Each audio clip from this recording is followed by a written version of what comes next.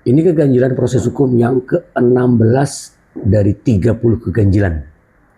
Memberikan perlindungan kepada kepala dinas. Apakah dapat dimaklumi dan dijadikan alasan pembenar bahwa APH tidak mengetahui aturan pengadaan barang dan jasa? Apakah satu-satunya ahli yang didatangkan oleh JPU dari LKPP Jakarta itu telah benar-benar melakukan fungsinya sebagai ahli atau hanya sekedar pelengkap persyaratan saja semuanya? Sekali lagi, ini semua fakta berdasarkan seluruh dokumen proses hukum, tidak mungkin diingkari.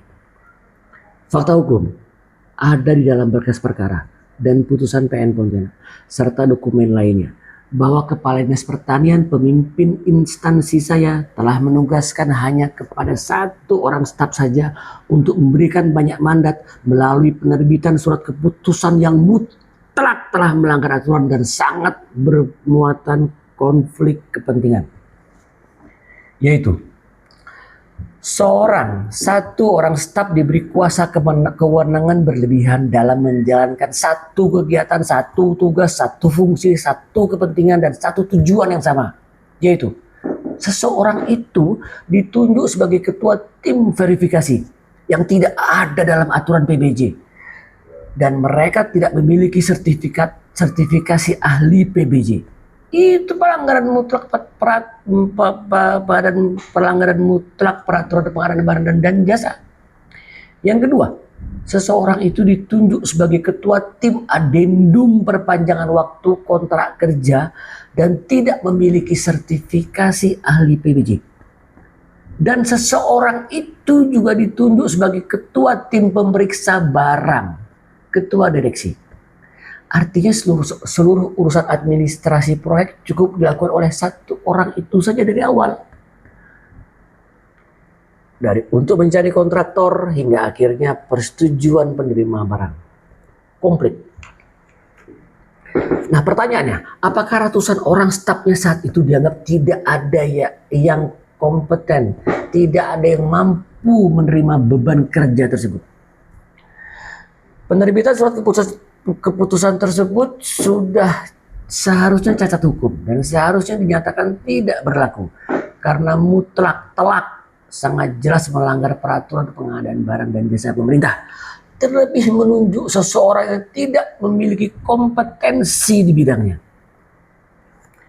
Kemudian, atas kesaksian kepala dinas, yang bersangkutan menyatakan bahwa tidak mengetahui terjadi proses lelang dan tidak melihat dokumen lelang, tapi dengan sengaja melakukan pembayaran dengan menerbitkan dan menandatangani surat perintah membayar.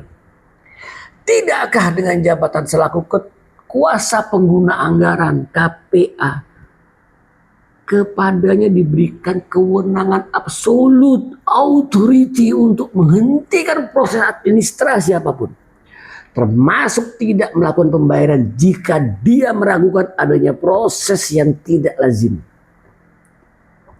Tindakan pimpinan ini dengan sangat jelas bertendensi kepada conflict of interest serta terjadinya pelanggaran hukum yang secara nyata bentuk penyalahgunaan kewenangan untuk memuluskan terjadinya tindak pidana exactly. Namun anehnya, justru rapat penegak hukum, baik itu jaksa, hakim, begitu buta menyatakan ini suatu perbuatan yang tidak bertentangan dengan hukum. Para PH sama sekali tidak memiliki logical and science of crime tentang apa impact dari kebijakan tersebut dan relevansinya dengan terjadi tindak pidana. Tidak melihat itu suatu rangkaian konspirasi yang terencana untuk memuluskan tindak pidana. Justru kalian APH memandang itu sesuatu yang normatif, sesuai standar baku administrasi. Ini kan gila namanya. Ini keganjilan proses hukum. Ini bukan sesuatu yang dapat diperdebatkan, bukan debatable. Ini baru salah satu, masih ada yang lainnya dari 30. Saya hanya bisa bilang, saya tidak yakin jika kalian para PH tidak cermat dalam menganalisa. Maka kemudian saya ragu, apakah kalian memiliki kepentingan lain dalam pemberian perlindungan hukum kepada kepala dinas? Dan apa manfaat yang kalian peroleh? Saya ragu, mohon maaf, kalian memiliki integritas. Di mana hati nurani kalian untuk memberantas korupsi? Apakah karena keterbatasan ilmu dalam administrasi pemerintahan, keterbatasan ilmu dalam pengadaan barang dan jasa, sehingga begitu bodoh, atau apa yang sebenarnya terjadi? Saya tentu tidak akan marah jika seandainya kalian melindungi kepala dinas saya. Tapi jangan kalian tumbalkan saya tidak bersalah. Kalian APH memang punya kewenangan saat itu untuk mengatur hukum. Jika seandainya kalian terpaksa menerima uang demi meringankan atau membebaskan orang bersalah, itu urusan kalian. Tapi akan datang karma untuk Anda dan keluarga Anda.